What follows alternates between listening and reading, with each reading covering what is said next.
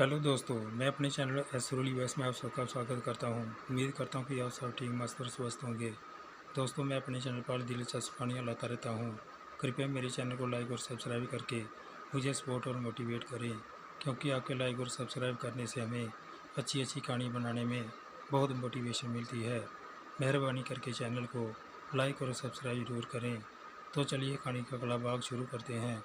पिछले भाग में पढ़ा था कि अंश के जाने पर हिया उसे लिपट कर रोने लगी, तो अंश ने उसके आंसू पोंछकर हिया के माथे को चूमा और फिर दोबारा वापस आकर हिया को अपने साथ ले जाने का दिलासा दिया और फिर बैग उठाकर अपने घर जाने लगा। अब आगे वो जैसे गांव पहुंचकर बस से उतरा, सभी गांववासी अंश का स्वागत करने के लिए ढोल नगाड़ों और फूलमालाओं के साथ खड़े थे।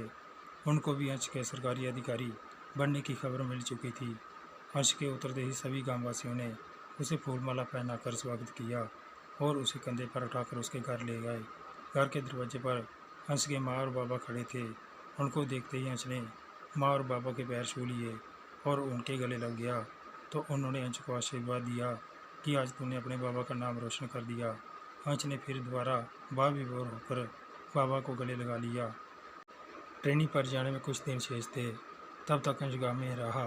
बाबा आज पूरे गाँव में छाती फुलाकर घूमते और सबसे कहते, अरे मेरा बेटा तो कलेक्टर है। अंश उनको देखकर मुस्कुराता रहता। गांव वाले भी बाबा का काफ़ी मान सम्मान करने लगे। अंश को ये सोचकर संतोष होता कि जिस विश्वास पर बाबा ने उसे दिल्ली भेजा था, उस विश्वास पर वो खरा उतरा। कुछ दिनों के बाद अंश की ट्रेनिंग के लिए कॉल लेटर आ गया और अंश ट्रेनिंग पर चला गया। ट्रेनिंग पूरी करने के बाद अंश की पोस्टिंग भी होगी। जैसे ही अंश को फुर्सत मिली, उसने उसी समय दिल्ली का रुख कर लिया। हिया के घर के कुछ पहले ओम प्रकाश की दुकान देखते ही उसे हिया की बात याद आ गई। वहाँ से उसने अलग अलग मिठाइयों को पैक करवा लिया और ड्राइवर से गाड़ी में रखवा लिया।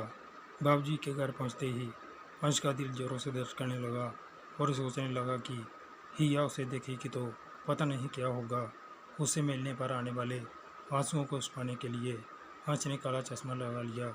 घर के अंदर प्रवेश करते ही अंश ने देखा कि बाबूजी बरामदे में कुर्सी पर बैठे थे, तो बहुत कमज़ोर लग रहे थे। अंश ने बाबूजी के पैर छुए, पर नज़र कमज़ोर होने के बाद भी बाबूजी ने अंश को पहचान लिया। बाबूजी का हाल चाल पूछने के बाद अंश ने पूछा, बाबूजी हिया दिखाई नहीं दे रही है। हिया का नाम सुनते ही बाबूजी निराल हो गए। कांपती आवाज़ में उन्होंने कहा, बेटा हिया भाग गई। बाबूजी की ये बात सुनकर अंश पर जो हुआ, उसे ऐसे लगा जैसे किसी ने उसे कुएं में फेंक दिया हो। तो वो बाबूजी की कुर्सी के पास दम से बैठ गया। अंश ने पूछा, किसके साथ बाबूजी?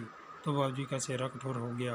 उन्होंने सख्त होते हुए कहा, किसी के साथ नहीं, अकेले भागी है। जब से उसकी शादी का दिन तय किया था, तब से तुम गुमसुम रहने लगी थी। वो एक अखबार के टुकड़े को सीने में चिपकाए बैठी रहती थी। कुछ पूछो तो बस यही कहती थी कि वो आएगा और मुझे ले जाएगा। शादी के एक दिन पहले उसने मुझे तुम्हारे बारे में बताया था। मैंने सोचा कि कलेक्टर बनने के बाद तुम कौन सा हिया से शादी करने आओगे।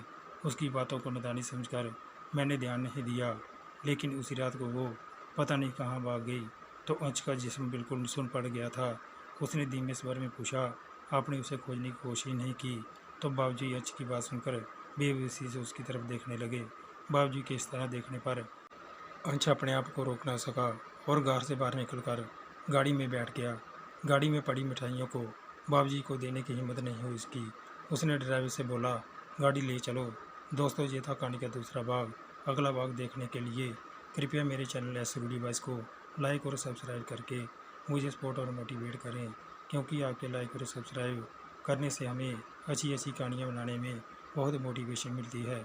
मेहरबानी करके चैनल को लाइक और सब्सक्राइब जरूर करें। मिलते हैं कहानी के अगले भाग के साथ। तब तक के लिए खुश रहिए, अपना और अपनों का ख्याल रखिए।